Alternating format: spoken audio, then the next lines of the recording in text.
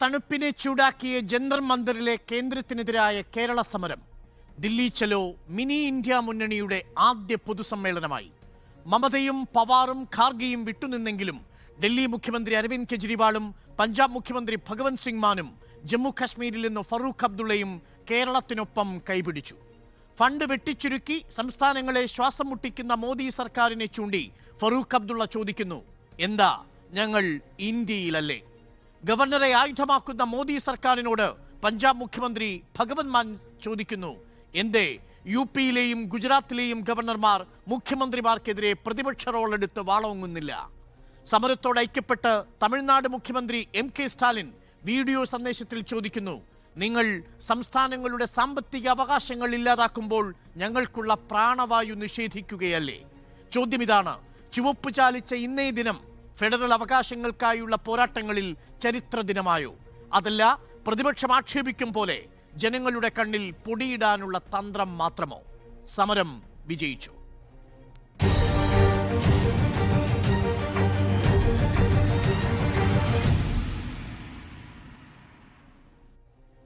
അതിഥികളായി നമുക്കും ഒപ്പം മുൻ ധനമന്ത്രി തോമസ് ഐസക് എത്തുന്നു.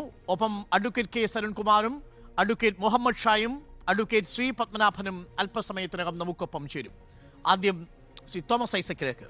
ശ്രീ തോമസ് ഐസക്, ഇന്നത്തെ ജന്തർ മന്ദറിൽ നടന്ന സമരം ഒരു മിനി ഇന്ത്യൻ സഖ്യകക്ഷികളുടെ ഒരു പൊതുസമ്മേളനമായി മാറിയോ? ആ അർത്ഥത്തിൽ അതൊരു രാഷ്ട്രീയ തുടക്കമാണോ?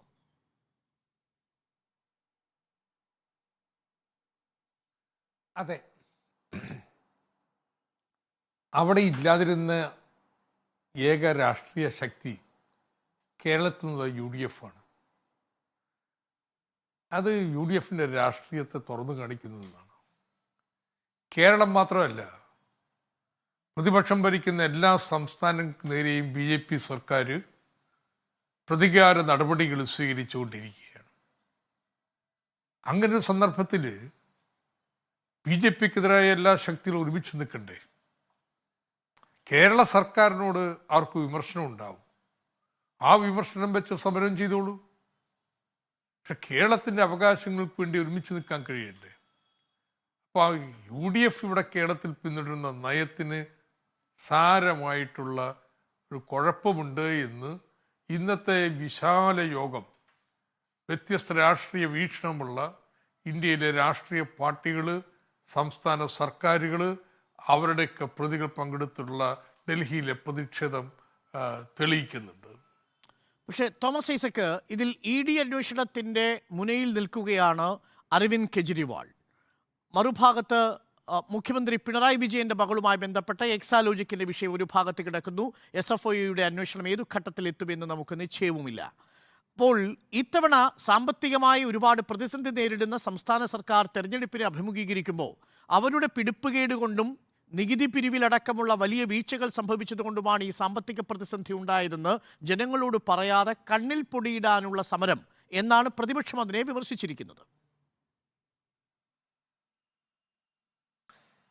പിടിപ്പുകേട് എങ്ങനെ അളക്കണത്, കാര്യക്ഷമത എങ്ങനെ അളക്കുന്നത്, അതിനുള്ള അളവുകോലായിട്ട് നോക്കേണ്ടത് ഇന്ത്യയിലെ നിയമമാണ്. ആ നിയമപ്രകാരം കേന്ദ്രവും സംസ്ഥാനവും 3% വായ്പ എടുക്കാൻ പാടുള്ളൂ. കേന്ദ്രവും സംസ്ഥാനവും വായ്പ എടുക്കുന്ന പണം ദൈനംദിന ചെലവിന് ഉപയോഗിക്കാൻ പാടില്ല. റവന്യൂ കമ്മി 0 കേന്ദ്രത്തിന്റെ കമ്മി എത്രയാ? 5.1% അല്ലേ? അത് ഞങ്ങൾ 5.9 നിന്നും 5.1 കുറച്ചു എന്നുള്ള വീമ്പ് കുറച്ചിലല്ലേ നടത്തിക്കൊണ്ടിരിക്കുന്നത്? 2% കേന്ദ്രത്തിന്റെ റവന്യൂ കമ്മി. എനിക്ക് നിങ്ങൾ പറ, ആരുടെ പിടിപ്പുകേട്? നിയമം രണ്ടുപേർക്കും ഒരേപോലെ ബാധകമല്ലേ? അപ്പൊ കേന്ദ്രത്തിന് ഇഷ്ടം പോലെ എന്തും ചെയ്യാം.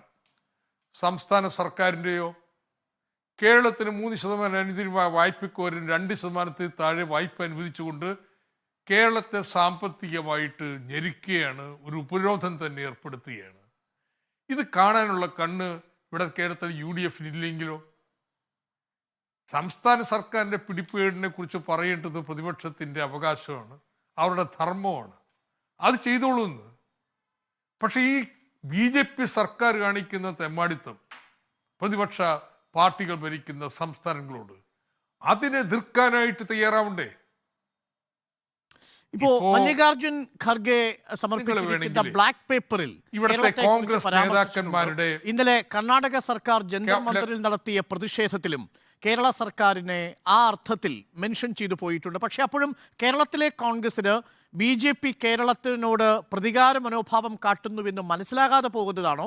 അതല്ല പ്രതിപക്ഷം പറയുന്നത് പോലെ ഇതിൽ പകുതി കേന്ദ്രത്തിന്റെ വീഴ്ചയാണെങ്കിൽ പകുതി സംസ്ഥാന സർക്കാരിന്റെ ഭരണപരമായ വീഴ്ചയാണ്, അത് ചൂണ്ടിക്കാട്ടാതെ ഞങ്ങൾ കേരളത്തിൽ കേന്ദ്രത്തിനെതിരായ സമരത്തിൽ പോയിരുന്നാൽ അത് ജനങ്ങളെ കബളിപ്പിക്കുന്നതാവില്ലേ എന്നാണ് പ്രതിപക്ഷത്തിന്റെ ചോദ്യം.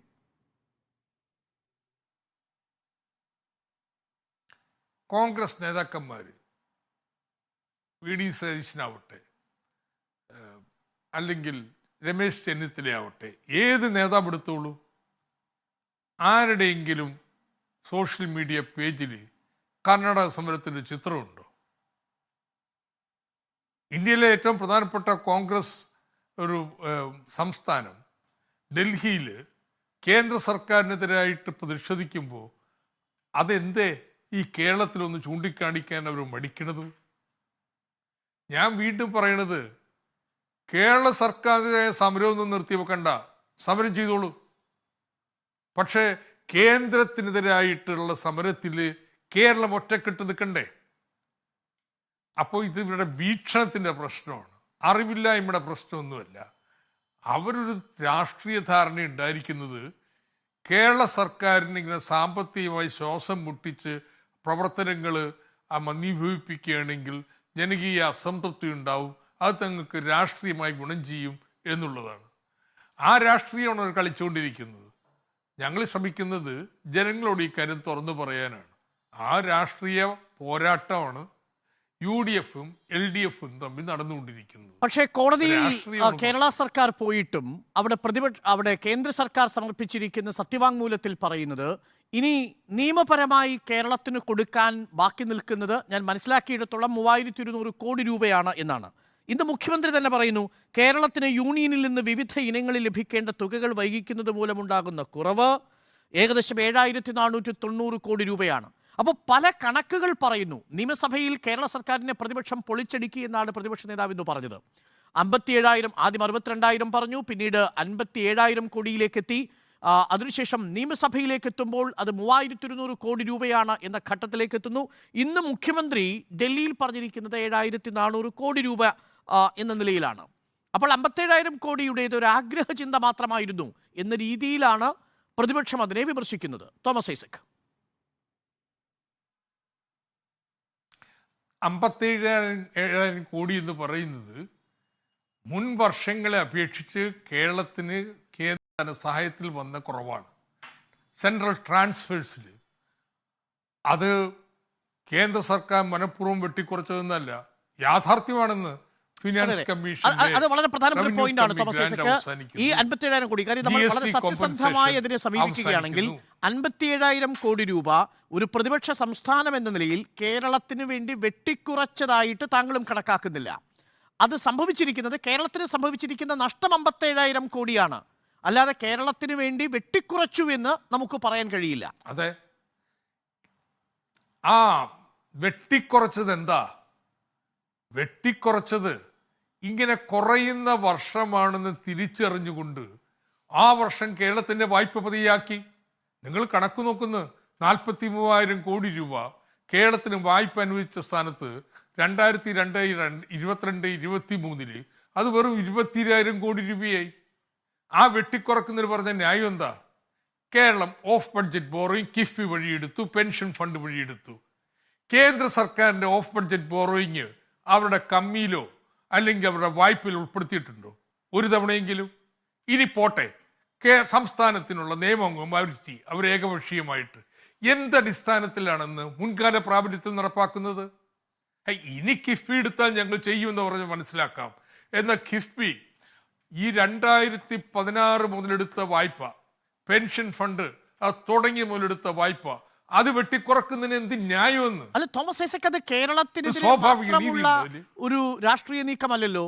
ഇത് കേരളം മാത്രമല്ല, മറ്റേത് സംസ്ഥാനം ഓഫ് ബഡ്ജറ്റ് ബോറോയിങ് എടുത്താലും നിലവിൽ ഇതേ നിയമമാണ് അവിടെ ബാധകമാവുക. രണ്ട് കാര്യം. ഒന്ന്, ഇതുവരെ അങ്ങനെയല്ലായിരുന്നു. രണ്ട്, മറ്റ് സംസ്ഥാനങ്ങൾ ഇങ്ങനെ ഓഫ് ബഡ്ജറ്റ് ബോറോയിങ് എടുത്തിട്ടില്ലെന്ന് മറ്റ് സംസ്ഥാനങ്ങൾ നില പറയണോ? കേന്ദ്ര നിയന്ത്രണമൊന്നും ഇല്ലാതിരുന്നിട്ടും 3% താഴെയാണ് ശരാശരി വായ്പ. കോവിഡിന് മുമ്പ് മുതൽ ഇങ്ങനത്തുള്ള അവസ്ഥ ഏതാണ്? ഇനി രണ്ട്, കോവിഡ് കാലത്ത് 5% വായ്പ എടുക്കാൻ വിധിച്ചു. 4% സംസ്ഥാന ശരാശരി. ഈ 4% എടുത്തിട്ടെ 1.5 ലക്ഷം കോടി രൂപ ചെലവാക്കാതെ ട്രഷറി സൂക്ഷിച്ച് കേന്ദ്ര സർക്കാരിൻ്റെ സെക്യൂരിറ്റി ബില്ലുകളിൽ നിക്ഷേപിക്കേണ്ടി വന്നു. എന്താ കാര്യം എന്നറിയാമോ? വായ്പ എടുക്കുന്ന പണം അത് റവന്യൂ ചെലവിന് ഈ കോവിഡ് കാലത്താണെങ്കിലും ജനങ്ങൾക്ക് ക്ഷേമ പ്രവർത്തനങ്ങൾക്ക് നൽകാൻ പാടില്ല എന്നുള്ള സിദ്ധാന്തം ഉണ്ടല്ലോ, തലക്ക് പിടിച്ചിട്ട് ചെയ്യുന്നില്ല. അപ്പോൾ ഇത് കേരളത്തിന് മാത്രം ബാധകമാവുന്നെന്ന് ബാക്കിയുള്ള സംസ്ഥാനങ്ങൾക്കില്ല. തത്വത്തിൽ പറയാം എല്ലാവർക്കും വേണമെന്ന്. കേരളം അവരിൽ നിന്ന് വ്യത്യസ്തമായ ഒരു വികസന പാത സ്വീകരിച്ചിരിക്കുന്നു. നമ്മൾ എന്നും അങ്ങനെയായിരുന്നു. സ്വാതന്ത്ര്യം കിട്ടിയപ്പോൾ ബാക്കിയുള്ള ഒരു വിദ്യാഭ്യാസം ആരോഗ്യം വേണ്ടെന്ന് വെച്ചപ്പോൾ നമ്മളതിൽ മുതൽ മുടക്കി. ശരി, ഇന്ന് അതുമൂലം നമ്മുടെ പശ്ചാത്തല സൗകര്യങ്ങൾ വളരെ പിന്നോക്കമാണ്. അതുകൊണ്ട് അവർക്കതില്ല, അപ്പൊ നമുക്കേ ബാധകമാകൂ. അതെ, ഇഡിയും ഫണ്ട് വെട്ടിച്ചുരുക്കലും ഗവർണറുമാണ് സംസ്ഥാന സർക്കാരുകൾക്കെതിരെ കേന്ദ്രം ഉപയോഗിക്കുന്ന ആയുധങ്ങൾ എന്നാണ് ഇന്ന് ഡൽഹി മുഖ്യമന്ത്രി അരവിന്ദ് കെജ്രിവാൾ പറഞ്ഞത്. ഇതിൽ ഇ ഡിയുടെ ആയുധം ഇപ്പോൾ താങ്കൾക്കെതിരെയും വന്നിട്ടുണ്ട്. 5ാമത്തെ തവണയാണെന്ന് തോന്നുന്നു താങ്കൾക്കെതിരെ ഇ ഡി സമൻസ് ഇപ്പോൾ പുറപ്പെടുവിച്ചിട്ടുണ്ട്. നാളെ താങ്കളെതിരെ കോടതിയിൽ നേരിടാൻ പോവുകയാണ്. 13-ാം തീയതി ഇ ഡിയുടെ ചോദ്യമുനയിലേക്ക് താങ്കൾ നടന്നു കയറുമോ, അതല്ല രാഷ്ട്രീയമായി നേരിടാനാണോ തീരുമാനം? രാഷ്ട്രീയമായിട്ട് നേരിടാൻ തന്നെയാണ്. ശരിയാ, 2 വർഷം ഈ അന്വേഷണം നടത്തിക്കൊണ്ടിരിക്കുന്നത്. എന്നിട്ട് കോടതിയിൽ ഒരു പ്രാവശ്യം പറയാൻ കഴിഞ്ഞിട്ട് ഇടിക്ക് എന്താണ് വയലേഷൻ, എന്താണ് ഇല്ലീഗാലിറ്റി? അത്രക്ക് കേമം അന്വേഷണം നടത്തിക്കൊണ്ടിരിക്കുന്നത്. തൻ്റെ അടുത്ത് കോടതി പറയട്ടെന്ന് ഇന്ന വയലേഷനാണെന്ന്. അതില്ലാതെ വെറുതെ നടക്കുന്ന മനുഷ്യന്മാരെയൊക്കെ നോട്ടീസ് കൊടുത്തിട്ട് വാ അത് ചോദിക്കാണ്ട് ഇത് ചോദിക്കാണ്ടെന്ന് പറഞ്ഞു കഴിഞ്ഞാൽ പൗരന് ചില അവകാശങ്ങളുണ്ട്, അന്ന് അടിയറ വെക്കാൻ തയ്യാറില്ല, അതിനൊക്കെ ചലഞ്ച് ചെയ്യും. ആ ചലഞ്ചാണ് നടന്നുകൊണ്ടിരിക്കുന്നത്. ഇഡിക്കെതിരായിട്ടുള്ള രാഷ്ട്രീയ പോരാട്ടത്തിന്റെ ഭാഗമായിട്ടാണ് ഹാജരായിരിക്കുന്നത്. കോടതിയിൽ സംരക്ഷണത്തിന് പോകുന്നു. ഏതായാലും കോടതി കഴിഞ്ഞ പ്രാവശ്യം സമ്മതിച്ചല്ലോ, സംരക്ഷണം തന്നല്ലോ, തന്ന സമൻസ് പിൻവലിക്കേണ്ടി വന്നല്ലോ. ഇത്തവണ എന്ത് സംഭവിക്കും നമുക്ക് നോക്കാം. കോടതിയുടെ അനുമതിയില്ലാതെ അല്ലെങ്കിൽ കോടതി വിധിച്ചാലല്ലാതെ താങ്കൾ ഇഡിക്ക് മുന്നിൽ പോവില്ല? പോകുന്ന പ്രശ്നമില്ലെന്ന്. കാരണം ഇത് BJPയുടെ രാഷ്ട്രീയ ഉപകരണമാണ്. ഇന്ത്യയിൽ മുഴുവൻ പ്രതിപക്ഷ നേതാക്കളെ വേട്ടയാടാൻ അദ്ദേഹം കാലുമാറുകയാണെങ്കിൽ അതോടെ അന്വേഷണം അവസാനിച്ചു. ഭരിക്കുന്ന പാർട്ടിക്കെതിരായിട്ട് എവിടെയെങ്കിലും ഇന്ത്യ രാജ്യത്ത് ഒരു നേതാവിനെതിരെ ഒരു അന്വേഷണം ഇ ഡി നടത്തുന്നുണ്ടോ? ശരി, വളരെ അപ്രസക്തമാണ് നിരീക്ഷണങ്ങൾ. Thank you doctor T M Thomas Isaac ചർച്ചയിൽ ചേർന്നതിന്. അഡ്വക്കേറ്റ് KS അരുൺകുമാർ CPM പ്രതിനിധി, അഡ്വക്കേറ്റ് മുഹമ്മദ് ഷാ ലീഗ് പ്രതിനിധി, UDF പ്രതിനിധിയും, ശ്രീ പത്മനാഭൻ അഡ്വക്കേറ്റ് BJP പ്രതിനിധിയും നമുക്കൊപ്പം ചേരുന്നു. അഡ്വക്കേറ്റ് ശ്രീ പത്മനാഭൻ, ഇന്നിപ്പോൾ ജന്തർ മന്ദറിലെ തണുപ്പിനെ അവഗണിച്ചുകൊണ്ട് ഒരു മിനി ഇന്ത്യയുടെ ആദ്യത്തെ പൊതുസമ്മേളനമാണ് നടന്നത്. അതും കേരള മുഖ്യമന്ത്രിയുടെ അധ്യക്ഷതയിലാണ് ആ പരിപാടി നടക്കുന്നത്. ശക്തമായ പ്രതികരണങ്ങൾ ഉണ്ടാവുന്നു. ആഭ്യന്തരം ദുർബലമാകുമ്പോൾ രാജ്യം എങ്ങനെ കരുത്തു നേടുമെന്ന് ചോദിക്കുന്നത് ഫറൂഖ് അബ്ദുള്ളയാണ്. സംസ്ഥാനങ്ങളെ പീനലൈസ് ചെയ്യാൻ യൂണിയൻ എങ്ങനെ ശ്രമിക്കുന്നുവെന്ന് 3 മുഖ്യമന്ത്രിമാരും ചോദിക്കുന്നു. യഥാർത്ഥത്തിൽ കേന്ദ്ര സർക്കാരിൻ്റെ BJP ഇതര സംസ്ഥാനങ്ങളോടുള്ള നിലപാടിനെയും വിവേചനത്തെയും തുറന്നു കാട്ടുന്നതായില്ലേ ഇന്നത്തെ ജന്തർ മന്ദറിലെ ദില്ലി ചലോ പ്രക്ഷോഭം? ഇന്ന് നിർമ്മല സീതാരാമൻ പാർലമെൻറ്റിൽ ചില കണക്ക് അവതരിപ്പിച്ചിട്ടുണ്ട്. ഞാനത് വായിക്കാം. എല്ലാ ചാനലും കാണിച്ചുകൊണ്ട് നിൽക്കുകയാണ്. റിപ്പോർട്ടർ കാണിക്കുന്നുണ്ടോ എന്ന് എനിക്കറിയില്ല, കാരണം എൻ്റെ മുന്നിൽ TV സ്ക്രീനില്ല. കഴിഞ്ഞ 10 വർഷം, അതായത് UPA സർക്കാരിന് ശേഷമുള്ള NDA സർക്കാരിൻ്റെ ഇപ്പോഴത്തെ 9.25 വർഷം ടാക്സ് ഷെയർ കേരളത്തിന് കൊടുത്തത് 1,50,140 കോടി രൂപ. ഇതേ കാലയളവ്, അതായത് 2004 മുതൽ 2014 വരെ, അതിൽ 4.25 വർഷം ഇടതുപക്ഷത്തിൻ്റെ സഹായത്തോടെ ഭരിച്ച കാലമെന്ന് ഓർക്കണം. ഈ 10 വർഷം UPA സർക്കാരിൻ്റെ കാലം കേരളത്തിന് കൊടുത്ത ടാക്സ് ഷെയർ 46,303 കോടി രൂപ. 46,303 കോടി രൂപ 1,50,140 കോടി രൂപയായി. വർധനവ് എത്ര അറിയോ? 224%. കേരളത്തിൽ നിന്ന് കേന്ദ്രം പിരിച്ചതോ ഇതേ കാലയളവിൽ? നിൽക്കട്ടെ അല്ല പറഞ്ഞുതരാ അതൊക്കെ അത് ഞാൻ അതിലേക്കാണ് വരുന്നത്. ഇനി ഗ്രാൻഡ് ഇൻ എയ്ഡ് വലിയ വാദമാണ്, അതൊന്നും തരുന്നില്ല എന്ന്. NDA സർക്കാരിൻ്റെ 9.25 വർഷം 1,43,117 കോടി രൂപ, 1,43,117 കോടി രൂപ. UPA സർക്കാരിൻ്റെ 10 വർഷം 25,629 കോടി രൂപ, വർധനവ് 550%, 550%. എനിക്കിനി പറയാനുള്ളത് എന്താ അറിയോ? ഈ കണക്കൊന്നും ആരും വിശ്വസിക്കണ്ട. പാർലമെൻറ്റിൽ പറഞ്ഞതൊക്കെ ആയിരിക്കും, പക്ഷേ അവിടെ നിൽക്കട്ടെ. നാളെ ഇടതുപക്ഷത്തിൻ്റെ MP-മാർ, നാളെ വെള്ളിയാഴ്ചയാണ്, നാളെ പാർലമെൻറ്റുള്ള ദിവസമാണ്. ഇടതുപക്ഷത്തിൻ്റെ MP-മാർ ഇതിനെ ഖണ്ഡിക്കണം, കണക്കുകൾ സഹിതം ഖണ്ഡിക്കണം. TV ചാനൽ ചർച്ചയിൽ വന്നിട്ട് പറഞ്ഞാൽ പോരാ. നാളെ തൻ്റെ എണ്ണമുണ്ടെങ്കിൽ, ഞാൻ ചാലഞ്ച് ചെയ്യുന്നു, ചൊണയുണ്ടെങ്കിൽ നാളെ കേരളത്തിൽ നിന്നുള്ള ഇടതുപക്ഷ MP-മാർ ഈ കണക്കുകൾ വെച്ച് തെറ്റാണ് എന്നിട്ട് അതായത് 550% വർധനവ് ഗ്രാന്റിന്റെ കാര്യത്തിൽ NDA സർക്കാരിലേക്ക് എത്തുമ്പോഴുണ്ടാവുന്നു. എന്റെ ചോദ്യം ഇതാണ്, ടാക്സിന്റെ കാര്യത്തിലടക്കം ഈ 2016 മുതൽ 2023 വരെയുള്ള 2014 മുതൽ 2023 വരെയുള്ള കാലയളവിൽ കേരളത്തിൽ നിന്ന് കേന്ദ്രം പിരിച്ച ടാക്സിനെ കുറിച്ചുള്ള കണക്ക് നിർമ്മലാ സീതാരാമൻ പറഞ്ഞു. അതിൽ എത്ര ശതമാനത്തിന് വർധനമാണ് ഉണ്ടായതെന്ന് അത് നാളെ അരുൺകുമാർ പറഞ്ഞാൽ പോരാ. ഞാൻ പറഞ്ഞാൽ പോരാ. നാളെ ഇടതുപക്ഷത്തിന് MP-മാർക്ക് ചോണയുണ്ടെങ്കിൽ നാളെ ഇത് പാർലമെന്റിൽ പറയട്ടെ. അല്ല, അങ്ങയുടെ കയ്യിൽ ആ കണക്കില്ലേ? ചാനൽ ചർച്ചയിലും മൈക്ക് കെട്ടിയിട്ടും പറഞ്ഞാൽ പോരാ. വേണ്ട, എൻ്റെ അടുത്ത് കണക്കുണ്ട്. ഇവര് പറയട്ടെ. ഞാനെന്തിനാ ഓരോ കണക്ക് പറയുന്നത്? എന്റെ പണി നിർമ്മല സീതാരാമൻ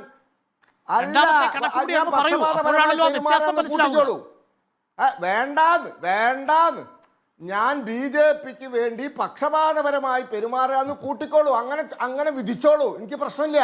പക്ഷേ ഇടതുപക്ഷത്തിന്റെ MP-മാർ നാളെ ചോണയുണ്ടെങ്കിൽ പാർലമെന്റ് ഇത് ഖണ്ഡിക്കണം. ഞാനിത് പറയാൻ കാരണം എന്താ അറിയോ? കഴിഞ്ഞ പാർലമെന്റ് സമ്മേളനത്തിൽ ഒറ്റ ഇടതുപക്ഷ MP ഒരക്ഷരം മിണ്ടിയില്ല. എന്ത്? ഈ കേരളത്തിനോട് കേന്ദ്രം കാണിക്കുന്ന സാമ്പത്തികമായ ഇവരാരോപിക്കുന്ന ഈ എന്തിനെതിരെ, ഈ പദ്ധതി വിഹിതത്തിലുണ്ടായ വെട്ടിക്കുറവിനെതിരെ, വിവിധ പദ്ധതികൾക്ക് ധനകാര്യ കമ്മീഷന്റെ ശുപാർശകൾ ലംഘിച്ചു എന്ന് പറയുന്നതിനെതിരെ, ഈ GST കൗൺസിൽ പറഞ്ഞു എന്ന് പറയുന്നതിനെതിരെ എനിക്ക് മനസ്സിലാവുന്നില്ല എന്താണ് അഡ്വക്കേറ്റ് ശ്രീ പത്മനാഭൻ പറയാൻ ശ്രമിക്കുന്നത്. UPA സർക്കാരിന്റെ കാലത്താണ്, UPA സർക്കാരിന്റെ കാലത്ത് ലഭിച്ചതിനേക്കാൾ കൂടുതലാണ് NDA സർക്കാരിന്റെ കാലത്ത് ലഭിച്ച ടാക്സ് വിഹിതം എന്നാണോ അങ്ങ് പറയാൻ ഉദ്ദേശിക്കുന്നത്? അത് മാത്രമല്ല, ഇതൊരു ഒറ്റ പോയിന്റ്, ഇനിയും പോയിന്റ് ഉണ്ട്. ഈ പാർലമെന്റ് സമ്മേളനം തുടങ്ങിയിട്ട് എത്ര ദിവസമായി? ഏതെങ്കിലും ഒരു ഇടതുപക്ഷ MP ഈ വിഷയം ഉന്നയിച്ചോ? കഴിഞ്ഞ പാർലമെന്റ് സമ്മേളനത്തിൽ 2 MP-മാർ ഉന്നയിച്ചു. എൻ്റെ കയ്യിലുണ്ട്. K മുരളീധരൻ, വടകര ലോക്സഭാ അംഗം. എന്താണ്? കേരളത്തിന് തൊഴിലുറപ്പ് പദ്ധതി പ്രകാരം കൊടുക്കേണ്ടതായ തുക കൊടുത്തിട്ടില്ല, അത് ശരിയാണോ? അങ്ങനെ ഒരു പരാതിയുണ്ട്, ശരിയാണോ? ചോദ്യം. ഉത്തരം, സാധ്വി പ്രാചീന്റെ ഉത്തരം എന്താണ്? ഇത്ര രൂപ കൊടുത്തിട്ടുണ്ട്, അതാണ് നിലവിൽ തന്ന പ്രപ്പോസൽ. ഇനി പ്രപ്പോസൽ നിലവിൽ പെൻഡിങ് ഇല്ല. എന്നാ അറിയോ? 15/12/2023 ഡിസംബർ 15-ന്. അത് കഴിഞ്ഞ് 2 ദിവസം കഴിഞ്ഞപ്പോൾ അടൂർ പ്രകാശ് ചോദിച്ചു, പോഷൻ പദ്ധതി, കുട്ടികളുടെ ഉച്ചഭക്ഷണ പദ്ധതി, കേന്ദ്ര സർക്കാർ പണം തരാത്തത് കൊണ്ട് ഇത് മര്യാദയ്ക്ക് കൊണ്ടുനടക്കാൻ പറ്റുന്ന പരാതിയുണ്ട് കേരളത്തിൽ, ശരിയാണോ? ഉത്തരം, അന്നപൂർണ പട്ടേൽ, അപ്നാദളിന്റെ നേതാവ്, കേന്ദ്രമന്ത്രി. എന്താണ്? കേരളത്തിന് ഇനി ഒരു പൈസയും ഇപ്പോൾ കൊടുക്കാനില്ല, ഇതുവരെ സമർപ്പിച്ച കണക്ക് പ്രകാരം കൊടുത്തു. ഇതൊക്കെ ചോദിക്കുന്ന UDF അംഗങ്ങളാ. പണ്ട് NK പ്രേമചന്ദ്രൻ ചോദിച്ചു 4,000 ചില്ലാനം കോടി GST കോമ്പൻസേഷൻ കിട്ടാനുണ്ടെന്ന്. കേട്ട് മടുത്തപ്പോൾ NK പ്രേമചന്ദ്രൻ ചോദിച്ചു, എന്താണ് നിർമ്മലാജി പറഞ്ഞത്? 600 ചില്ലാനം കോടി കൊടുക്കാനുണ്ട്, കണക്ക് കിട്ടിയാൽ ഉടനെ കൊടുക്കും, ഓഡിറ്റ് റിപ്പോർട്ട് കിട്ടിയാൽ. മെനഞ്ഞാന്ന് നമ്മുടെ അധീർ രഞ്ജൻ ചൗധരി കർണാടകത്തിന്റെ വിഷയം ഉന്നയിച്ചപ്പോൾ എന്താ നിർമ്മലാജി പറഞ്ഞത്? ഇങ്ങനെ കൈകൂപ്പിയിട്ടാ പറഞ്ഞത്. കേന്ദ്രത്തിൻ്റെ നിന്നും ലഭിക്കേണ്ടതായ തുക നിശ്ചയിക്കുന്നത് ധനകാര്യ കമ്മീഷനാണ്. അത് പ്രകാരം കൊടുക്കാനുള്ളതൊക്കെ ഞാൻ കൊടുത്തിട്ടുണ്ട്. ഒരു ഉറുപ്പ് ഞാൻ പിടിച്ചു വെക്കുന്നില്ല. അവകാശ ലംഘന നോട്ടീസ് കൊടുക്ക്. ഈ പറയുന്നത് നുണയാണെങ്കിൽ അവകാശ ലംഘന നോട്ടീസ് കൊടുക്ക്. ഇടതുപക്ഷത്തിന് MP-മാർ പാർലമെന്റിൽ ഈ വിഷയം ഉന്നയിക്കുന്നില്ല. പാത്തറ്റിക്. എന്തുകൊണ്ട് ഉന്നയിക്കുന്നില്ല? ശരി, അരുൺകുമാറിൽ നിന്ന് നമുക്ക് പ്രതികരണം കൂടി എടുത്തു വരാം. അതിനു മുമ്പ് എനിക്കൊരു ചെറിയ ഇടവേള വേണം. ഇടവേള കഴിഞ്ഞാൽ തുടർച്ചയായ ചർച്ചയിലേക്കാണ് പോവുക. Welcome back.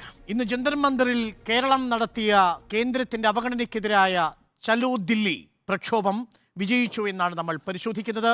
Advocate K S Arunkumar നേരത്തെ BJP പ്രതിനിധി ശ്രീപത്മനാഭൻ ഉന്നയിച്ച ചോദ്യങ്ങളുടെ മറുപടി. UPA സർക്കാരിന്റെ കാലത്തേക്കാൾ ഇരട്ടിയിലധികം നികുതി വിഹിതമാണ് NDA സർക്കാരിന്റെ കാലത്ത് കേന്ദ്രം കേരളത്തിന് നൽകിയതെങ്കിൽ കേന്ദ്രത്തിന് ഇതിന്റെ അവഗണനയ്ക്കെതിരെ എന്തിനാണ് കേരളം ഇങ്ങനെയൊരു സമരനാടകം കളിച്ചത് എന്നതാണ് ചോദ്യം. ഈ ജന്തർ മന്ദറിൽ നടന്ന സമരെ അത് പങ്കാളിത്തം കൊണ്ടും അതുപോലെ തന്നെ വിഷയത്തിന്റെ ഗൗരവം കൊണ്ടും ഒരു ലോക ശ്രദ്ധയിലേക്ക് മാറി എന്നുള്ളത് ഈ രാജ്യം മുഴുവൻ ചർച്ച ചെയ്തുകൊണ്ടിരിക്കുകയാണ്. പ്രത്യേകിച്ച് കേരളം മുന്നോട്ട് വെച്ച വിഷയം, അതുപോലെ തന്നെ കേന്ദ്രത്തിന്റെ വിവേചന നിലപാട് അവ നന്നായി തുറന്നു കാണിക്കാൻ കഴിഞ്ഞു എന്ന് ബോധ്യപ്പെട്ടപ്പോൾ ഇന്നു വരെ എടുക്കാത്ത ഒരു ഡിഫൻസുമായി BJPയുടെ പ്രതിനിധി വന്നിരിക്കുകയാണ്. പാർലമെന്റിൽ ഇന്നെ കണക്ക് അവതരിപ്പിച്ചു. ആ കണക്ക് കേൾക്കുമ്പോൾ തന്നെ അറിയാം, UPA കാലയളവ്, അതായത് 2004 മുതൽ 2014 വരെ കൊടുത്ത തുക അതിന്റെ ഇരട്ടിയാണ്, അല്ലെങ്കിൽ വ്യത്യാസമുണ്ട് 2014 മുതൽ 2024 വരെ കൊടുത്ത തുക എന്ന്. ഈ GST വന്നതും മദ്യത്തിന്റെയും അതുപോലെ തന്നെ പെട്രോളിന്റെയും രജിസ്ട്രേഷനും ഒഴിച്ച് ബാക്കി തുക മുഴുവൻ കേന്ദ്രത്തിലേക്ക് കളക്ട് ചെയ്ത് കൊണ്ടുപോകുന്നതും അടക്കം GST വന്നതിന് ശേഷം ഉണ്ടായിട്ടുള്ള തീരുമാനങ്ങളും എല്ലാം നമ്മുടെ മുന്നിലുണ്ട്. അപ്പൊ മുൻപ് ഒരു 10-20 വർഷം മുമ്പ്, 10-15 വർഷം മുമ്പ് കൊടുത്ത തുക ഇത്രയാണ്, ഇപ്പൊ കൊടുക്കുന്ന തുക ഇത്രയാണ് എന്ന് താരതമ്യപ്പെടുത്തിയാൽ നമുക്ക് ഇതിന്റെ അന്തരം മനസ്സിലാക്കാൻ കഴിയില്ല. അങ്ങ് ചോദിച്ചതുപോലെ എത്ര രൂപ കേരളത്തിൽ നിന്ന് നികുതിയായി കേന്ദ്രം പിടിച്ചു, ആ പിരിച്ചതിന്റെ എത്ര ശതമാനം കേരളത്തിന് തിരിച്ചു കൊടുത്തു, മുൻ വർഷങ്ങളിൽ എത്ര പിരിച്ചു, ഇപ്പോഴെത്ര പിരിച്ചു, ഇപ്പൊ എത്ര പിരിച്ചു, എത്ര കൊടുത്തു എന്നതിനെ കുറിച്ച് വരണം. അപ്പൊ അദ്ദേഹം പറഞ്ഞത് എത്ര കേരളത്തിൽ നിന്ന് പിരിച്ചു കൊണ്ടുപോയി എന്നത് ഞങ്ങൾ പറയില്ല, അത് പറയേണ്ട കാര്യം എനിക്കില്ല, അത് വേണമെങ്കിൽ പാർലമെന്റിൽ ചോദിച്ച് മനസ്സിലാക്കിക്കോട്ടെ എന്നാ. ഞങ്ങൾക്ക് ഇതിന്റെ കണക്കെല്ലാം കൃത്യമായിട്ട് അറിയാം. അതിശക്തമായി ജനങ്ങളുടെ മുന്നിൽ ഈ കണക്കുകൾ വെച്ച് ക്യാമ്പയിൻ ചെയ്തിട്ട് തന്നെയാണ് ഞങ്ങൾ മുന്നോട്ട് പോകുന്നത്. കേരളം പോലുള്ള ഒരു ചെറിയ സംസ്ഥാനത്ത് ബഡ്ജറ്റിന്റെ അടങ്കൽ തുകയുടെ ഒരു വലിയ ശതമാനം ഞങ്ങൾക്ക് ഇപ്പോൾ കുറവ് വന്നു, ഈ വർഷം കുറവ് വന്നു എന്നതാണ് ഏറ്റവും ഗൗരവമായിട്ടുള്ള വിഷയം. ഇപ്പൊ വിഹിതം, ബഡ്ജറ്റ് വിഹിതം നമുക്ക് കിട്ടിക്കൊണ്ടിരിക്കുന്ന വിഹിതത്തിൽ 2.5% കഴിഞ്ഞ ധനകാര്യ കമ്മീഷന്റെ സമയത്ത്. അത് ഈ തവണ 1.92% മാറിയപ്പോ ഏകദേശം 1/5 കുറവുണ്ടായി. 18,000 കോടി രൂപയുടെ കുറവുണ്ടായി എന്നത് ഏറ്റവും ഗൗരവമായിട്ടുള്ള വിഷയം തന്നെയാണ്. അതിനുവേണ്ടി നിങ്ങൾ പറയുന്ന മാനദണ്ഡങ്ങളെല്ലാം ഈ ധനമന്ത്രിക്കും പിണറായി വിജയൻ രണ്ടാം സർക്കാരിനും ഇപ്പോൾ മാത്രമാണോ മനസ്സിലായത്? അത് 2021-ലും 2022-ലും ഇതേ കണക്കുകൾ തന്നെയല്ലേ, ഇതേ ധനകാര്യ കമ്മീഷന്റെ വിഹിതമല്ലേ നമ്മുടെ മുന്നിൽ ഉണ്ടായിരുന്നത്? അന്നില്ലാത്ത ആക്ഷേപം എങ്ങനെയാണ് ഇപ്പോഴുണ്ടാവുക? മിസ്റ്റർ അരുൺകുമാർ, അതിൽ ഇത്തരത്തിൽ കുറവുണ്ടാകും എന്നുള്ള കാര്യം നമുക്ക് ഓരോ ധനകാര്യ കമ്മീഷൻ വരുമ്പോഴും ബോധ്യപ്പെട്ടിട്ടുണ്ട്. പക്ഷേ അതിന് പല രൂപത്തിൽ പണം കണ്ടെത്തി, കടമായാലും മറ്റു തരത്തിലുള്ള നീക്കിയിരുപ്പായാലും ധനവിനിയോഗത്തിലുണ്ടാകുന്ന അഡ്ജസ്റ്റ്മെന്റ് ആയാലും ഇത്തരത്തിലുള്ള കുറവുകളെ അഡ്രസ് ചെയ്ത് മുന്നോട്ട് പോകുക എന്നുള്ളതാണ് ധനകാര്യ മാനേജ്മെന്റ്.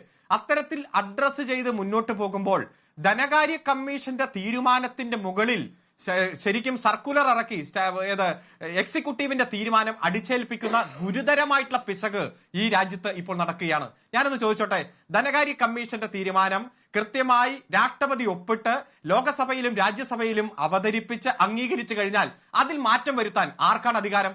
അത് എക്സിക്യൂട്ടീവ് തീരുമാനം കൊണ്ട്, ഒരു എക്സിക്യൂട്ടീവിന്റെ സർക്കുലർ കൊണ്ട് ആ തീരുമാനത്തെ അട്ടിമറിക്കാൻ കഴിയുമോ? 2022-ൽ കിഫ്ബിയും പെൻഷൻ ഫണ്ട് ബോർഡുമായി ബന്ധപ്പെട്ടുകൊണ്ട് എടുക്കുന്ന കടം നിങ്ങളുടെ കടത്തിൽ അഡ്ജസ്റ്റ് ചെയ്യുമെന്ന് ഒരു സർക്കുലർ ഇറക്കുമ്പോൾ അത് ധനകാര്യ കമ്മീഷന്റെ തീരുമാനത്തിന്റെ അല്ലെങ്കിൽ നിർദ്ദേശത്തിന്റെ വിരുദ്ധമല്ലേ? അതിന് റെട്രോസ്പെക്റ്റീവ് എഫക്ട് കൊടുത്ത് 2016 മുതൽ കിഫ്ബിയും പെൻഷൻ ഫണ്ടും എടുത്ത കടം മുഴുവൻ ഞങ്ങൾ നിങ്ങളുടെ കടത്തിന്റെ തോതിൽ നിന്ന് വെട്ടിക്കുറയ്ക്കുമെന്ന് പറയുന്നത്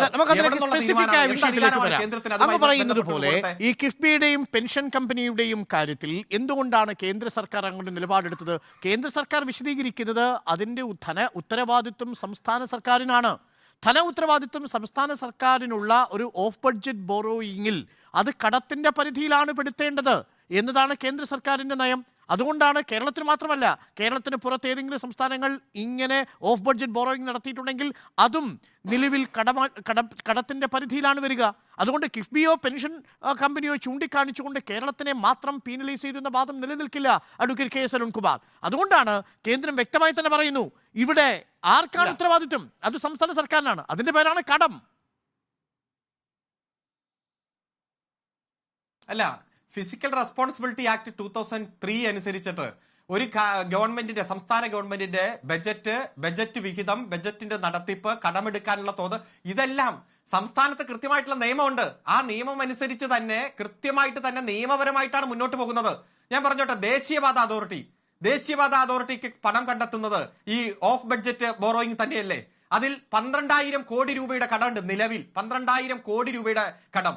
ആ കടം എന്തുകൊണ്ടാണ് കേന്ദ്രത്തിന്റെ കടത്തിൽ പെടുത്താത്തത്? ഇതേ സമാനമായിട്ടുള്ള സാഹചര്യമല്ലേ? അത് പറയുമ്പോ കേന്ദ്രത്തിന്റെ കടത്തിൽ അത് പെടില്ല. 3% കേന്ദ്രത്തിനും കടമെടുക്കാനുള്ള അധികാരം. അവിടെ 6.8% കടമാണ് കേന്ദ്രം എടുത്തിരിക്കുന്നത്.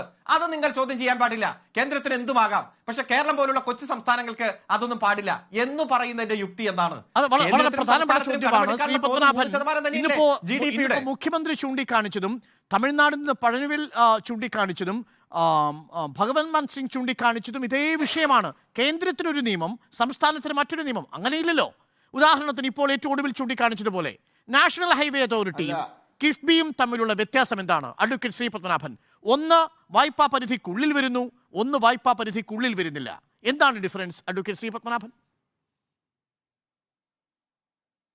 അല്ല, നാഷണൽ ഹൈവേ അതോറിറ്റി എടുക്കുന്ന കട ആരാ വീട്ടുന്നത്?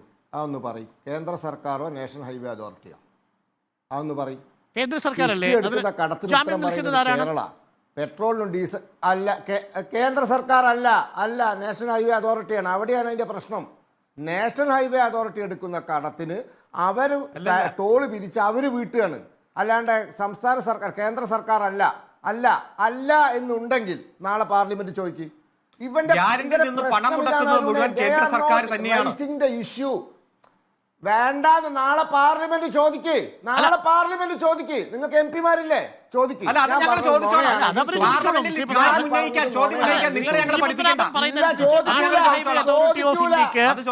പണം കടമെടുത്താൽ അതിന്റെ ഗ്യാരണ്ടി ആരാണ്? ഇതാണ് ചോദ്യം. കിഫ്ബി പണം കടമെടുത്താൽ വീട്ടേണ്ടത് ആരാണ്? കിഫ്ബി ആണോ സംസ്ഥാന സർക്കാരാണോ ശ്രീ പത്മനാഭൻ?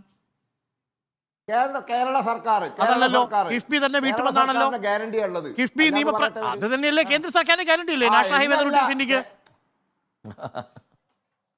പിന്നെ ഞാൻ വേറൊരു കാര്യം, അല്ലല്ല, വേറെ കാര്യത്തിലേക്ക് പോകുന്നതിന് മുമ്പ് നാഷണൽ ഹൈവേ അതോറിറ്റി ഓഫ് ഇന്ത്യയുടെ ഗ്യാരണ്ടർ ആരാണ്?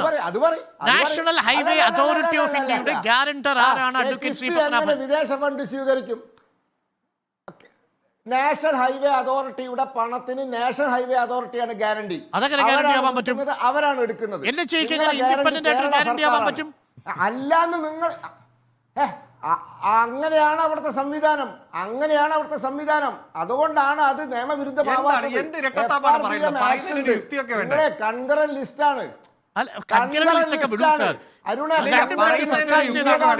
National highway authority of India എന്ന പൊതുമേഖലാ സ്ഥാപനത്തിന്റെ ഗ്യാരണ്ടർ ആരാണ്? ഒരു പൊതുമേഖലാ സ്ഥാപനത്തിന്റെ ഗ്യാരണ്ടർ ആരാണ് അഡ്വക്കേറ്റ് ശ്രീ പത്മനാഭൻ? അവർ തന്നെ. യൂണിയൻ ഗവൺമെന്റ് ഗ്യാരണ്ടർ അല്ല. നാഷണൽ ഹൈവേ അതോറിറ്റി ഓഫ് ഇന്ത്യയുടെ ഗ്യാരണ്ടർ ആരാണ്?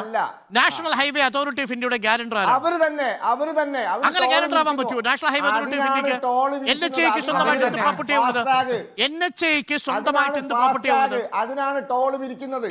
സാർ, ടോൾ അവിടെ വിടൂ സാർ. ടോൾ പിരിക്കുന്നത് കിഫ്ബി പണം കണ്ടെത്തുന്നു എന്ന് പറയുന്നത് പോലെയുള്ളൂ. നാഷണൽ ഹൈവേ അതോറിറ്റി ഓഫ് ഇന്ത്യയുടെ പ്രോപ്പർട്ടി ഏതാണ്?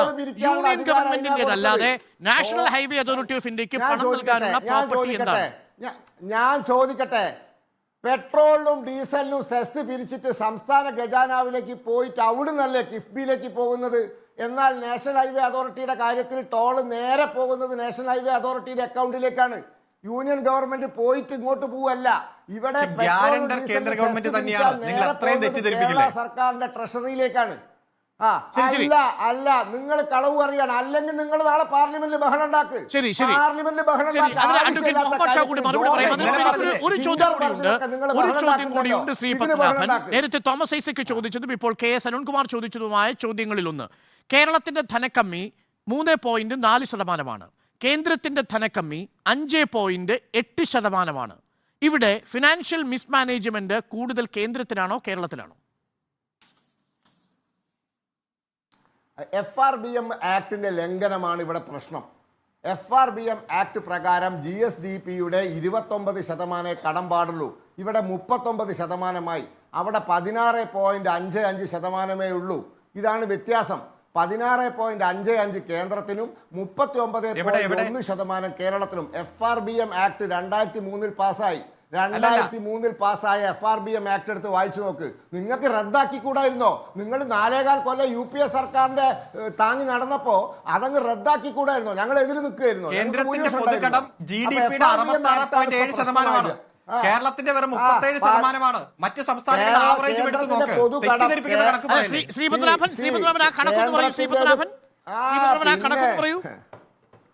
വേണ്ട വേണ്ട, ഞാൻ അരുൺ കുമാറെ, ഇതല്ലല്ലോ ഈ വേദി ഇതൊക്കെ ചർച്ച ചെയ്യാൻ. ഞാൻ ചോദിക്കട്ടെ, ചോദിക്കാണ്ട് തോമസ് ഐസക് നുണ പറഞ്ഞില്ലേ? അല്ലല്ലല്ല, വേണ്ട, തോമസ് ഐസക് നുണ പറഞ്ഞില്ലേ? അത് പറയട്ടെ. തോമസ് ഐസക് എന്താ പറഞ്ഞത്?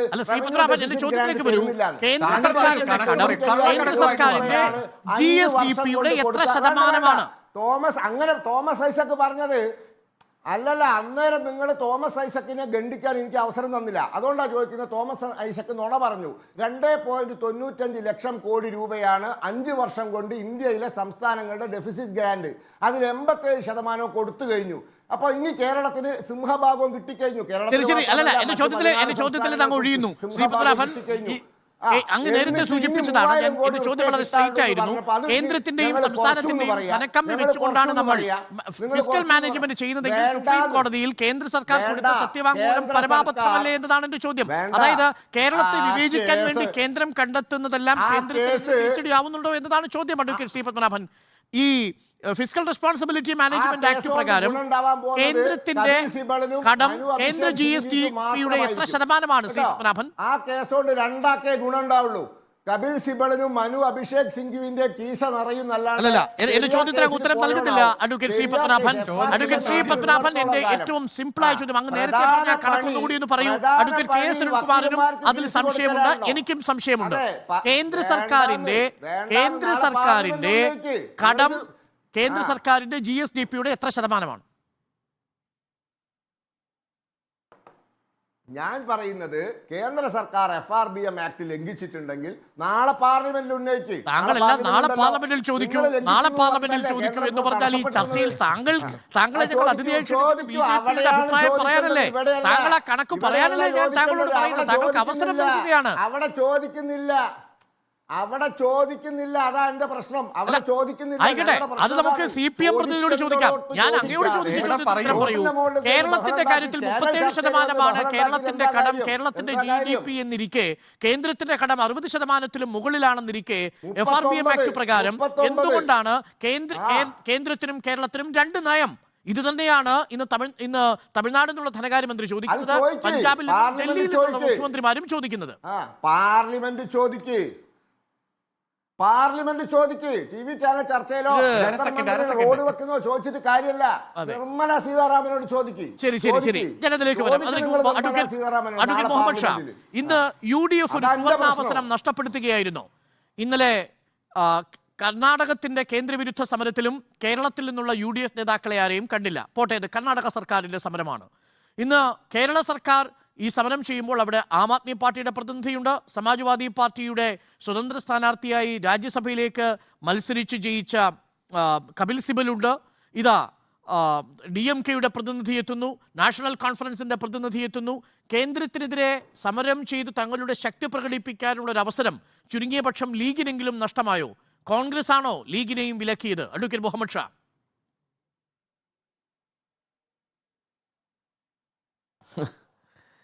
നമ്മളിപ്പോൾ ഈ സമരം ഡൽഹിയിൽ നടത്തിയതിനു ശേഷം കേന്ദ്ര സർക്കാരിൽ നിന്നും കേന്ദ്ര സർക്കാരിൻ്റെ ചിറ്റമ്മ നയം NDA ഇതര മുഖ്യമന്ത്രി സ്റ്റേറ്റുകളിൽ നടത്തുന്നു. ഇത് സംബന്ധിച്ചിട്ടുള്ള ആത്മാർത്ഥമായൊരു സമരം CPM ഇനിഷ്യേറ്റ് ചെയ്യുന്നു.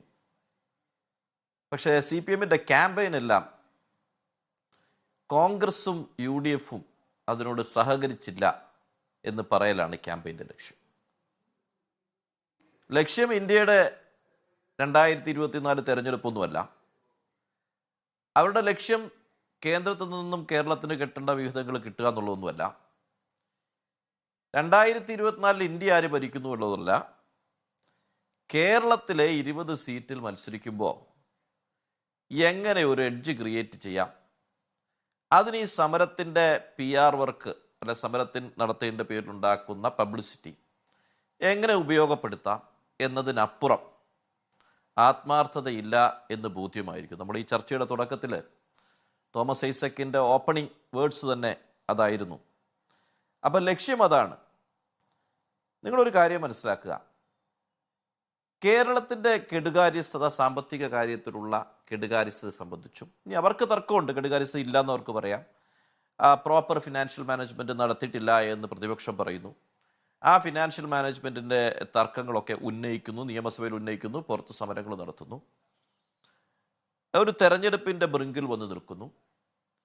ഈ സമയത്ത് ഇത്തരം ഒരു സമരത്തിനോടൊപ്പം ഞങ്ങളോടൊപ്പം വന്ന് ഡൽഹിയിൽ കേന്ദ്ര ഗവൺമെൻറ്റിനെതിരെ നമ്മൾ നിൽക്കണം, നിന്നില്ലെങ്കിൽ നിങ്ങൾ കേന്ദ്ര ഗവൺമെൻറ്റിന് അനുകൂലികളാണെന്ന് ഞങ്ങൾ വിളിക്കും, നിന്നാൽ ഞങ്ങൾ പറയും അവർക്കും അറിയാം കേന്ദ്ര ഗവൺമെൻറ് തരാത്തതുകൊണ്ടാണ് ഞങ്ങളുടെ കെടുകാര്യസ്ഥത അല്ല എന്ന് പറയും. ഇതൊക്കെ പൊളിറ്റിക്കൽ ഗിമ്മിക്സ് ആണ്. ഇതിനകത്ത് ആത്മാർത്ഥതയുടെ അംശമൊന്നുമില്ല. കേന്ദ്ര സർക്കാരിനെതിരെ ഏറ്റവും വലിയ ഫൈറ്റ് നടത്തുന്നത് UDF ആണ്. ഇന്ത്യ ഒട്ടുക്ക് പറഞ്ഞാൽ കോൺഗ്രസ് ആണ്. ഇന്നലെ പ്രധാനമന്ത്രിയുടെ കമൻറ്റുകൾ കണ്ടില്ലേ? പ്രധാനമന്ത്രി കോൺഗ്രസിനെ അറ്റാക്ക് ചെയ്യുന്ന ഒരു രീതി കണ്ടില്ലേ? ഒരു സോഫ്റ്റ് സ്റ്റാൻഡും കോൺഗ്രസിനെതിരെ BJPക്കില്ല, പ്രധാനമന്ത്രിക്കും BJPക്കെതിരെ കോൺഗ്രസിനുമില്ല. രാജ്യത്തുടനീളം പോരാട്ടത്തിലാണ് കോൺഗ്രസ് പാർട്ടി, എല്ലാ സ്ഥലങ്ങളിലും പോരാട്ടത്തിലാണ്. പക്ഷേ ഈ ഷോ ഓഫ് ഉണ്ടല്ലോ, തെരഞ്ഞെടുപ്പിന് തൊട്ട് മുമ്പായിട്ട് ഞങ്ങൾ ഇവിടെ ഒരുപാട് പ്രശ്നങ്ങളുണ്ട് എന്നുള്ളത് കേരളത്തിലെ കേരളത്തിലെ ജനങ്ങൾക്കും ബോധ്യമാണ്. കർണാടകത്തിലെ കോൺഗ്രസിനെതിരെ യാതൊരുവിധ കെടുകാര്യസ്ഥതയുടെ പ്രശ്നവുമില്ല. അവർ മുണ്ട് മുറുക്കിയെടുത്ത് വൃത്തിക്ക് ഭരിക്കാൻ, ഉള്ളത് വെച്ച് ഭരിക്കാൻ അവർ ശ്രമിക്കുകയാണ്. ഇവിടെ അതല്ല, ടോട്ടൽ മിസ്മാനേജ്മെൻ്റ് ആണ്. ഞാൻ അരുൺ പറയുന്നത് തോമസ് ഐസക്കിനും ഒക്കെ അങ്ങനെ അല്ല എന്ന് പറയാനുള്ള അവകാശമുള്ളതുപോലെ തന്നെ അങ്ങനെയാണ് എന്ന് പറയാനുള്ള ഉത്തരവാദിത്വം പ്രതിപക്ഷത്തിനുണ്ട്. കാരണം അത്രയധികം ഇവിടെ പെൻഷൻ കൊടുക്കാനോ ഇവിടെ സാധാരണക്കാരുടെ പ്രശ്നങ്ങളൊന്നും അഡ്രസ്സ് ചെയ്യാൻ പറ്റാത്ത പിടിപ്പുകേടിന്റെ സിറ്റുവേഷനാണ് ഇവിടെ. സത്യപ്രതിജ്ഞ ചെയ്ത ദിവസം തന്നെ എല്ലാ മന്ത്രിമാർക്കും ഏത് വിഷയം പറഞ്ഞാലും പൈസ ഇല്ല എന്ന് പറയണം കർണാടക. അല്ല, ഞാൻ പറയട്ടെ, ഇപ്പൊ നമ്മൾ സംസാരിക്കുന്നത് ഇന്നത്തെ ചർച്ച, ഇന്നത്തെ പ്രോഗ്രാം. അതെ, അപ്പൊ ആ കർണാടകത്തിനെതിരെയുള്ള നിങ്ങളുടെ ആക്ഷേപമായിട്ട് വരിക. അപ്പൊ നിങ്ങളുടെ പ്രശ്നം കോൺഗ്രസ് ആണ്, നിങ്ങളുടെ പ്രശ്നം BJP അല്ല, ഞങ്ങളുടെ പ്രശ്നം ഇന്ത്യയാണ്. 2024 തെരഞ്ഞെടുപ്പിൽ BJP അധികാരത്തിൽ നിന്നും മാറ്റി നിർത്തുന്നതിന് വേണ്ടിയിട്ടുള്ള പോരാട്ടത്തിലാണ് കോൺഗ്രസും UDFും. നിങ്ങളുടെ പ്രശ്നം കേരളത്തിലെ കുറച്ച് സീറ്റിൽ ഞങ്ങൾക്ക് എങ്ങനെ ജയിച്ചു വരാം. നിങ്ങൾ മനസ്സിലാക്കുക, നിങ്ങളുടെ ഈ ഇരട്ടത്താപ്പിനെ കുറിച്ചുള്ള ബോധ്യമുള്ളത് കൊണ്ടാണ് അതിനോട് എങ്ങനെ ഇന്ത്യ ഒട്ടുക്ക് കോൺഗ്രസും രാഹുൽ ഗാന്ധിയും BJPക്കും മോദിക്കുമെതിരെ നടത്തുന്ന ഫൈറ്റിൻ്റെ 100-ൽ1 അംശം പോലും നടത്താൻ മറ്റൊരു പാർട്ടിക്ക് ഇവിടെ കഴിയുന്നില്ല എന്നുള്ള വ്യക്തം. ഇവിടെ കേരളത്തിൽ നിന്ന് പോകുന്ന വളരെ പ്രസക്തമായ ചോദ്യത്തിന് ഉത്തരം നൽകേണ്ടത്. ഇന്നിപ്പോ കേന്ദ്രത്തിനെതിരെ ഡൽഹിയിൽ നടത്തിയ സമരം യഥാർത്ഥത്തിൽ കേരളത്തിൽ കോൺഗ്രസിനെതിരെയുള്ള പ്രചരണ വിഷയമാക്കി മാറ്റാൻ ശ്രമിക്കുകയാണോ CPM എന്നുള്ളതാണ് പ്രധാനപ്പെട്ട വിഷയം. അപ്പോൾ കോൺഗ്രസിനെ ലക്ഷ്യമിടുകയാണ് വളഞ്ഞ് ദില്ലിയിൽ സമരം നടത്തിയതാണ് ഷായുടെയും UDFിൻ്റെയും ആക്ഷേപം. അതാണ് കോൺഗ്രസിൻ്റെയും ആക്ഷേപമായി ഞാൻ മനസ്സിലാക്കുന്നത്. അരുൺകുമാർ മറുപടി പറയും ഇടവേളയ്ക്കു ശേഷം. ചർച്ച തുടരുന്നു. സംസ്ഥാനങ്ങളെ തുല്യതയോടെ പരിഗണിക്കുന്ന ഒരു പുലരിക്കായുള്ള പോരാട്ടമെന്ന് ചരിത്രം രേഖപ്പെടുത്തുമെന്നാണ് മുഖ്യമന്ത്രി ഇന്നത്തെ സമരത്തെക്കുറിച്ച് പറഞ്ഞത്. Advocate K. അരുൺകുമാർ നേരത്തെ ശ്രീപത്മനാഭൻ പറഞ്ഞ കണക്കിനും ഒപ്പം അഡ്വക്കേറ്റ് മുഹമ്മദ് ഷാ ഉന്നയിച്ച പ്രധാനപ്പെട്ട വിമർശനത്തിനുമുള്ള മറുപടി. ഈ സമരം കോൺഗ്രസിനെ അടിക്കാനുള്ള വടിയായി ഉപയോഗിക്കുകയാണോ സർക്കാർ?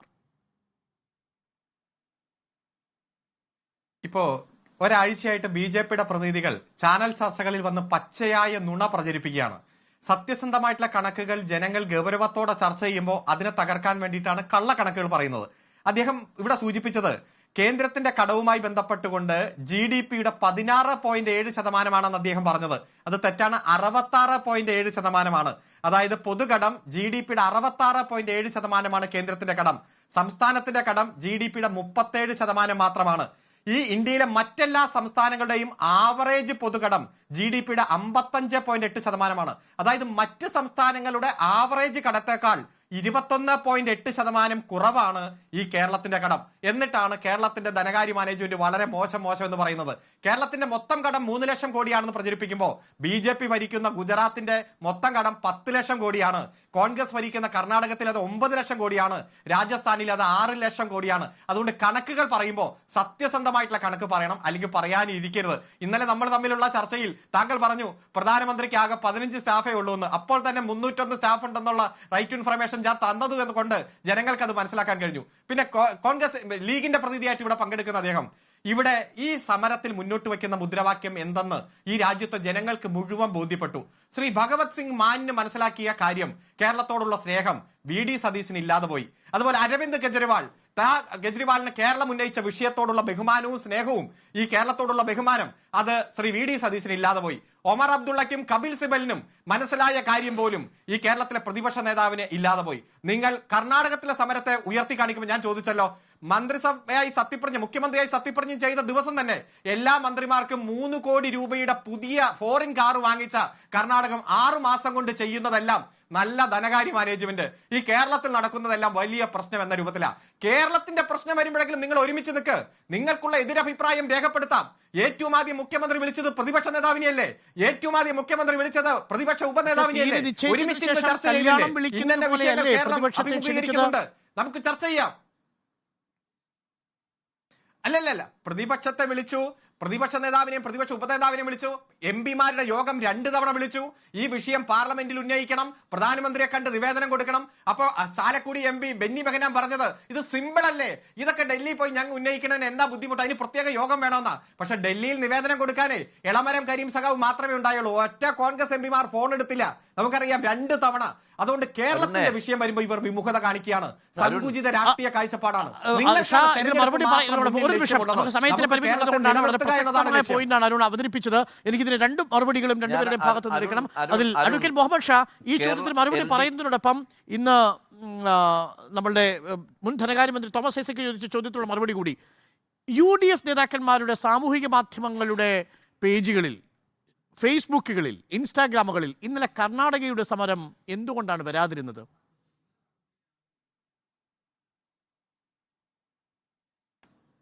എത്ര ബാലിശമാണ് നിങ്ങൾ ഈ പറയുന്നത്? കേന്ദ്ര സർക്കാരിൻ്റെ എല്ലാ നയങ്ങൾക്കെതിരെയും രാജ്യമൊട്ടുക്ക് പ്രക്ഷോഭം നടത്തിക്കൊണ്ടിരിക്കുന്ന ഒരു രാഷ്ട്രീയ പാർട്ടി, ആ രാഷ്ട്രീയ കക്ഷി മോദി സർക്കാരിനെയും പ്രധാനമന്ത്രിയും എക്സ്പോസ് ചെയ്യാണ്. അതിനെവിടെ ഫേസ്ബുക്കിൽ ആരെങ്കിലും പോസ്റ്റ് ഇട്ടോ? ഈ ഫേസ്ബുക്ക് പോസ്റ്റ് അല്ല, സാധാരണ ജനങ്ങളിലേക്ക് ഇറങ്ങി നേരിട്ട് കർണാടക സർക്കാരിന്റെ സമരത്തിൽ ഐക്യദാർഢ്യം പ്രകടിപ്പിക്കാതിരുന്നത് എന്താണ്? ജനങ്ങളിലേക്ക് എത്തുകയാണ് ഈ ഇനി ഇപ്പൊ നിങ്ങൾ പറയുന്ന സമരത്തിന്റെ ഐക്യദാർഢ്യമാണോ? നമ്മളൊരു ഇലക്ഷൻ ഫേസ് ചെയ്യാൻ പോവുകയാണ്. ഈ ഇലക്ഷനിൽ ഗ്രാസ് റൂട്ട് ലെവലിലുള്ള പ്രവർത്തനങ്ങൾ രാജ്യമൊട്ടുക്ക് നടക്കുകയാണ്. ഈ പ്രവർത്തനത്തിനിടയ്ക്ക് ഇടയ്ക്കൂടെ ഇപ്പൊ ജനങ്ങളെ ഫേസ് ചെയ്യാൻ പറ്റാത്തൊരു സിറ്റുവേഷൻ LDF സർക്കാരിന് കേരളത്തിലുണ്ട്. ജനങ്ങളോട് കൈമലത്തി കാണിക്കുകയാണ്, നിവൃത്തിയില്ല, മിസ്മാനേജ്മെന്റ് മൂലം. അപ്പോ അത് ഞങ്ങളുടെ കുഴപ്പമല്ല, അത് കേന്ദ്ര സർക്കാരിന്റെ ആണെന്ന് ഇതേ പ്രതിപക്ഷവും സമ്മതിച്ചില്ലേ, ഞങ്ങൾ ഒന്നിച്ചല്ലേ സമരം ചെയ്തത്, അത് നിങ്ങൾക്ക് മനസ്സിലായില്ല എന്നൊന്ന് പറയണം. അതിനുവേണ്ടി തട്ടിക്കൂട്ടി ഒരു സമരത്തെ കൊണ്ടുവന്ന് പ്രതിപക്ഷത്തിനിടെ ഇരുത്തണം. ഇതല്ലേ അവർ ആഗ്രഹിക്കുന്നത്? പ്രതിപക്ഷത്തിന്റെ ജോലി നിങ്ങളുടെ കെടുകാര്യസ്ഥതയെ പഞ്ചാബിൽ കിടക്കുന്ന ഭഗവത് മാൻ സിംഗിന് ബോധ്യമായി, പക്ഷേ കേരളത്തിലെ VD സതീശന് ബോധ്യമായില്ല. അതാണ് അരുൺകുമാർ ഉന്നയിച്ച ചോദ്യം. പഞ്ചാബിൽ കിടക്കുന്ന മുഖ്യമന്ത്രി കേരളത്തിലെ LDF സർക്കാരിന്റെ പ്രതിപക്ഷമല്ല. അരവിന്ദ് കെജ്രിവാൾ കേരളത്തിലെ LDF സർക്കാരിന്റെ കെടുകാര്യസ്ഥത വിളിച്ചു പറയേണ്ട പ്രതിപക്ഷമല്ല എന്നതുകൊണ്ട്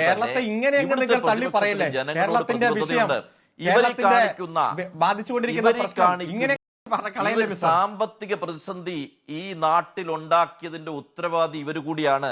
കേന്ദ്ര സർക്കാരിന്റെ ഭാഗത്ത് വീഴ്ചയുണ്ട്. അത് പക്ഷേ എന്നാൽ കർണാടകയുടെ ഇവരും കാര്യത്തിൽ വരുമ്പോൾ അത് ഉത്തരവാദിയാണ്. ബാധകമല്ല. ഇവര് ഞങ്ങളെയും കൂടെ കൂടിയിരുത്തിയിട്ട് ഞങ്ങൾ കർണാടകയുടെ കാര്യത്തിൽ കർണാടകയിൽ കോൺഗ്രസ് പാർട്ടിയല്ലേ സമരം ചെയ്യുന്നത്.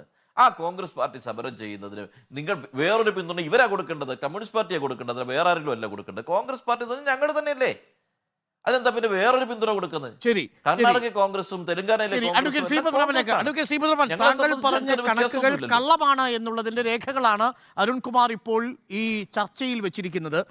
കേന്ദ്ര സർക്കാരിന്റെ കടം GDP-യുടെ 57.3% രാജ്യസഭയിൽ ശിവദാസൻ നൽകിയ ചോദ്യത്തിന് മറുപടിയായി പറഞ്ഞിട്ടുണ്ട്. അപ്പോൾ ഒന്നുകിൽ താങ്കൾ പറഞ്ഞത് താങ്കൾക്ക് തെറ്റുപറ്റിയതാണ്, അതല്ലെങ്കിൽ ബോധപൂർവം തെറ്റിദ്ധരിപ്പിക്കാൻ ശ്രമിച്ചതാണ്. അഡ്വക്കേറ്റ് ശ്രീപത്മനാഭൻ, CPM-ന്റെ MP ചോദിച്ച ചോദ്യത്തിന് ഞാൻ അത് അങ്ങേക്ക് അയച്ചു തന്നിട്ടുണ്ട്. ഒന്ന്, എൻ്റെ അരുൺകുമാറെ, നിങ്ങൾ എന്തൊക്കെ അബദ്ധം വിളിച്ചു പറഞ്ഞു, ഞാൻ മിണ്ടാതെ കേട്ടിരുന്നല്ലോ. അല്ല, ആദ്യം മുതലേ CPM-ന്റെ MP-മാർ ചോദിക്കുന്നില്ലെന്ന് താങ്കൾ പറഞ്ഞു. എവിടെ നിന്ന് കിട്ടിയ വിവരത്തിന്റെ അടിസ്ഥാനത്തിലാ? അല്ല, വെറുതെ അല്ല ഈ പാർട്ടി കേരളത്തിൽ മാത്രം ആയിപ്പോയത്, വെറുതെ അല്ല ബംഗാളിൽ ഡോക്ടർ വി ശിവദാസൻ CPM-ന്റെ MP ആണ്. മിണ്ടാതിരിക്കും, കേക്ക്, ഞാനൊന്ന് പറയട്ടെ. എന്തൊരു കഷ്ടം. എന്നാ പിന്നെ നിങ്ങൾ പറഞ്ഞോ, ഒരു നിമിഷം ശ്രീപത്മനാഭൻ പറയട്ടെ. രണ്ട് കാര്യം ഞാൻ പറയട്ടെ. ഞാനിതാ കൃത്യമായി പറയുന്നു, കേന്ദ്ര സർക്കാർ FRBM ആക്ട് ലംഘിച്ചിട്ടില്ല, നിങ്ങൾ ലംഘിച്ചിട്ടുണ്ട്. അതുകൊണ്ടാണ് നിങ്ങൾ കുഴപ്പത്തിലായത്. 5 സംസ്ഥാനങ്ങൾ കുഴപ്പത്തിലാണ്: കേരളം, ആന്ധ്ര, വെസ്റ്റ് ബംഗാൾ, പഞ്ചാബ്, രാജസ്ഥാൻ. അതല്ലെങ്കിൽ നാളെ പാർലമെന്റ് ചോദിക്കും. ഞാൻ പറഞ്ഞത് കളവായിക്കോട്ടെ, ഞാൻ പറഞ്ഞത് വിശ്വസിക്കണ്ട. രണ്ട്, നിങ്ങൾ പറഞ്ഞു ഞാൻ പറഞ്ഞുതരാം. വേണ്ടാന്ന് അതൊന്നും ആധികാരികമായി പറയാൻ ഞാൻ ആളല്ലാന്ന്. ഈ രാജ്യത്തെ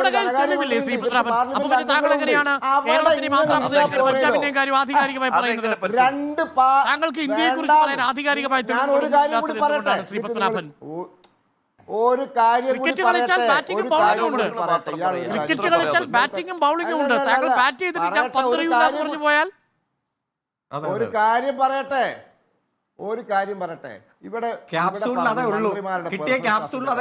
ഇല്ല, ശ്രീപത്മനാഭൻ, നമ്മൾ ഉത്തരവാദിത്തപ്പെട്ട ഒരു ചർച്ചയിലാണ്. ഇത് കാണാൻ ധാരാളം പ്രേക്ഷകർ എനിക്ക് തന്നെ മെസ്സേജുകൾ അയക്കുന്നു. ഈ ആവശ്യപ്പെടുന്നത് അങ്ങ് കണക്കൊന്ന് പറയൂ. കേന്ദ്രത്തിന്റെ കടം കേന്ദ്ര GDP-യുടെ എത്ര ശതമാനമാണ്? FRBM ആക്ട് ലംഘിച്ചിട്ടുണ്ടോ? വേണ്ടാന്ന് ഞാൻ ഇല്ല, FRBM ആക്ട് ലംഘിച്ചിട്ടില്ല. എങ്കിൽ പറയൂ, എത്ര ശതമാനമാണ്? അങ്ങ് പറയൂ, അങ്ങ് സമയം നടക്കട്ടെ. രണ്ട്,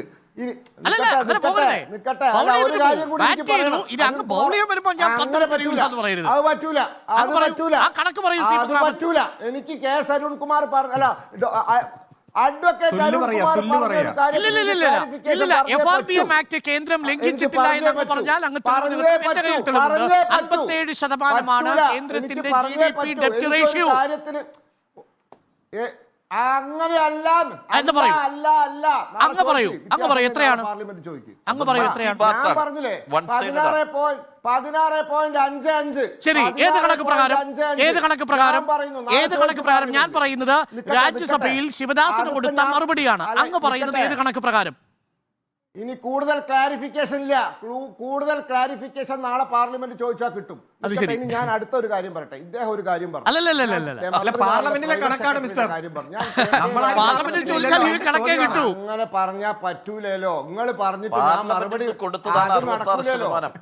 ശ്രീപത്മനാഭൻ, ഇത് പാർലമെന്റിൽ കൊടുത്ത കണക്കാണ്, പുറത്തു വെച്ച കണക്കാണ്. ഞാൻ പറയുന്നു 16.55 ഉള്ളൂ.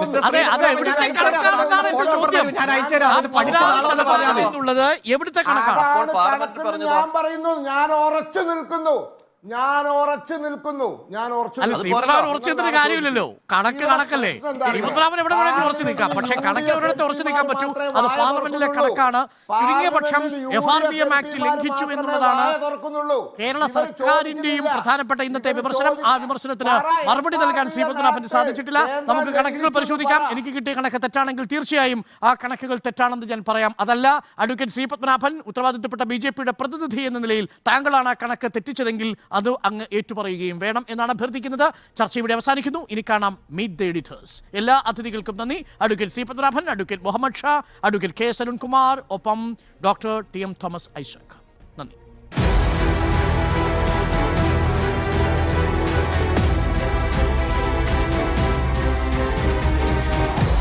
Debate with Arun Kumar.